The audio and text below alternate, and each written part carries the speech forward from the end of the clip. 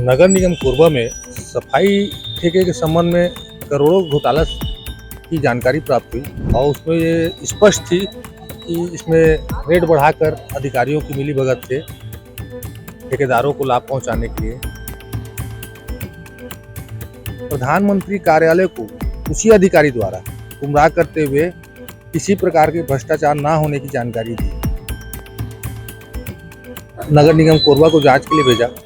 इससे कुछ ना होने पर कोरबा नगर निगम के सफाई ठेके में एक घोटाले का मामला सामने आया है। आरटीआई एक्टिविस्ट ने दस्तावेजों को सामने निकाला तो करोड़ों के घोटाले सामने आया है। यहाँ पे जो तय ठेका था उसमें दरें थी उसको बढ़ाकर पेश करने की बात की है।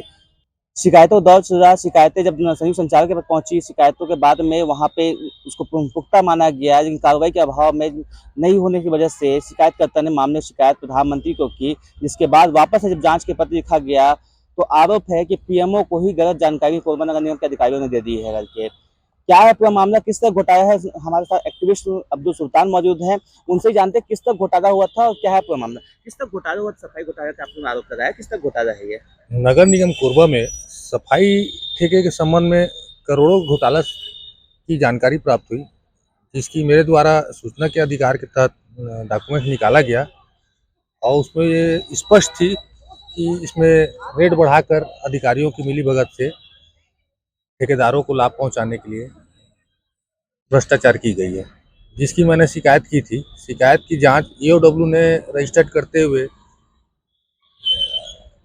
नगर निगम कोरबा को जांच के लिए भेजा। इससे कुछ ना होने पर मैंने फिर पुनः शिकायत की। शिकायत पे संचालय ने ज्वाइंट डायरेक्टर ऑफिस बिलासपुर को इसकी जांच की जिम्मा दिया। वहाँ जांच उपरांत ये स्पष्ट हो गया कि मेरी शिकायत सही थी, लेकिन इस बीच में कार्रवाई के अभाव पे मैंने प्रधानमंत्री कार्यालय को पत्र लिखा। उस पत्र की जांच के लिए जब कोरबा आया तो कोरबा में प्रधानमंत्री कार्यालय को उसी अधिकारी द्वारा गुमराह करते हुए किसी प्रकार के भ्रष्टाचार ना होने की जानकारी दी, जबकि उसकी जांच स्वतः पहले ही उच्च अधिकारियों द्वारा की जा चुकी है। तो आगे क्या एक्शन ले रहे हैं आप, इसमें आगे क्या? आगे पुनः मेरे द्वारा पत्र लिखा गया है। अगर इसकी निष्पक्ष जांच होकर दोषी अधिकारियों के विरुद्ध कार्रवाई नहीं की जाती है तो मजबूरन मुझे हाई कोर्ट के शरण में जाना पड़ेगा। आरटीआई एक्टिविस्ट और यहाँ के जो वरिष्ठ नागरिक हैं उनके द्वारा जो शिकायत प्राप्त हुई है सफाई कार्यों में भ्रष्टाचार को लेकर, उस पर कुछ जांच भी हुई थी जो संयुक्त संचालक कार्यालय से हुई थी और साथ ही इस कार्यालय से भी जांच हुई थी, तो उसको चेक करवाएंगे और इसमें संबंधित अधिकारियों को नोटिस जारी करके जवाब भी लिया जाएगा। मामले की वस्तुस्थिति से उच्च कार्यालय को अवगत कराया। ऐसी आशय का पत्र आया हुआ है। अगर ये है तो या फिर जो है यह काफ़ी संवेदनशील मामला है। अगर पीएमओ ऑफिस को कोई जानकारी दी गई है उसमें तथ्यों का देखा जाएगा कि उसमें तथ्यों का अभाव जानबूझकर किया गया है या फिर लापरवाही से जानकारी दी गई है, उस हिसाब से कार्रवाई की जाएगी।